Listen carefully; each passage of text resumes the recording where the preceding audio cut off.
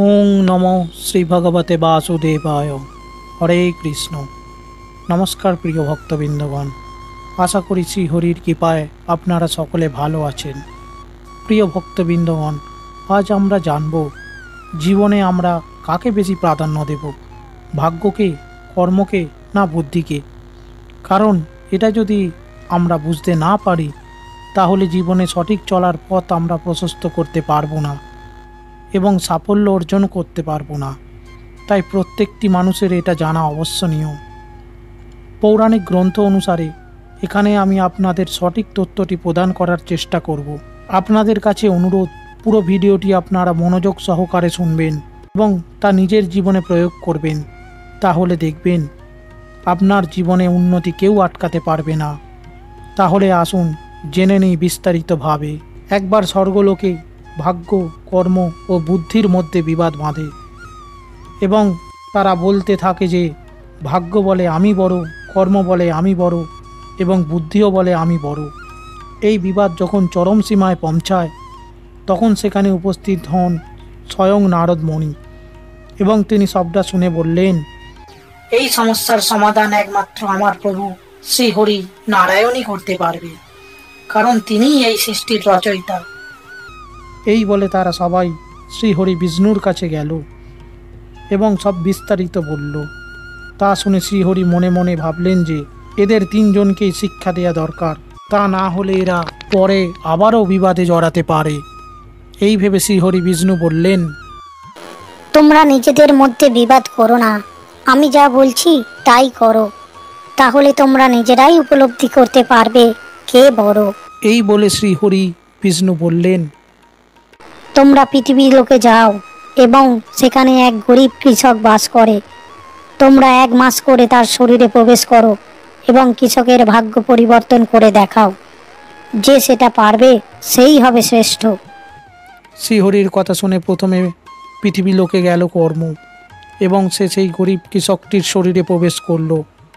তার ফলে কৃষক আগের যা কাজ করত তার দ্বিগুণ কাজ করতে লাগলো এবং অধিক পরিমাণে ফসল ফলাতে লাগলো। কিন্তু সে এতটাই বেশি ফসল ফলাতে লাগলো যে সেই ফসল সবটা বাজারে নিয়ে যেতে পারছিল না। ফলে সব ফসলই প্রায় খেতেই নষ্ট হচ্ছিল। ফলে তার আয় খুব একটা বাড়ছিল না। এইভাবে 1 মাস কেটে গেল। 1 মাস পর স্বর্গরাজ্যে ফিরে এলো কর্ম এবং তিনি সব বিস্তারিত বললেন শ্রীহরিকে।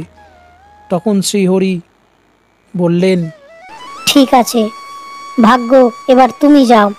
তুমি যে দেখো সেই গরিব কৃষকের ভাগ্য তুমি পরিবর্তন করতে পারো কিনা। এই শুনে ভাগ্য পৃথিবী লোকে গেল এবং কৃষকের শরীরে প্রবেশ করল।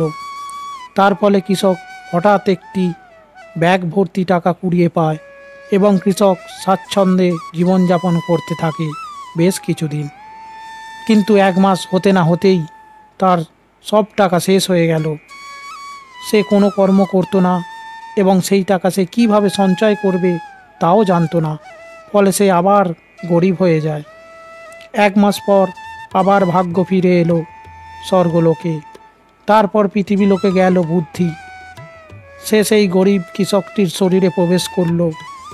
তারপর কৃষকের বুদ্ধি খুলে গেল এবং সে তার ক্ষেত থেকে যা আয় করত তার কিছুটা জমাতে শুরু করলো এবং যখন তার কিছুটা টাকা জমলো তখন সে সেই টাকা দিয়ে সে 2টি বলদ কিনল।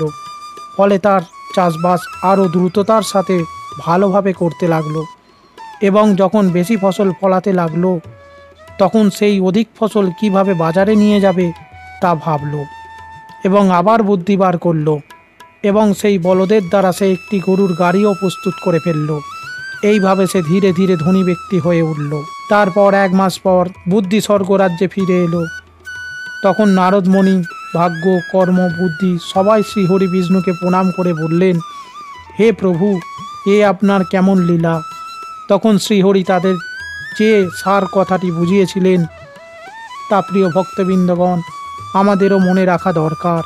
কারণ এই সার মর্ম থেকেই আপনারা জীবনে সঠিক চলার পথ প্রস্তুত করতে পারবেন এবং প্রতিটি কাজে সফলতা অর্জন করতে পারবেন। তখন শ্রীহরি বিষ্ণু বলেছিলেন, হে কর্ম, বুদ্ধি, ভাগ্য, তোমরা সবাই নিজ গুণে মহান, কিন্তু কোনো ব্যক্তির যদি বুদ্ধিভ্রম হয় তাহলে কোনো ভাগ্য বা কর্ম তার সাথে থাকে না এবং সে জীবনে কোনোদিনও সাফল্য লাভ করতে পারে না। এই বুদ্ধির দ্বারাই মানুষ পৃথিবীর সব কিছুই অর্জন করতে পারে।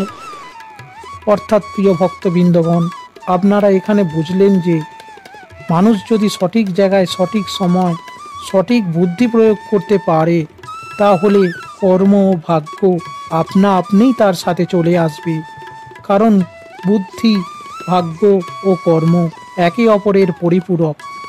তাহলে বুদ্ধি প্রয়োগ অবশ্যই করুন যে কোনো কাজে, তবে তা সৎ হওয়া উচিত।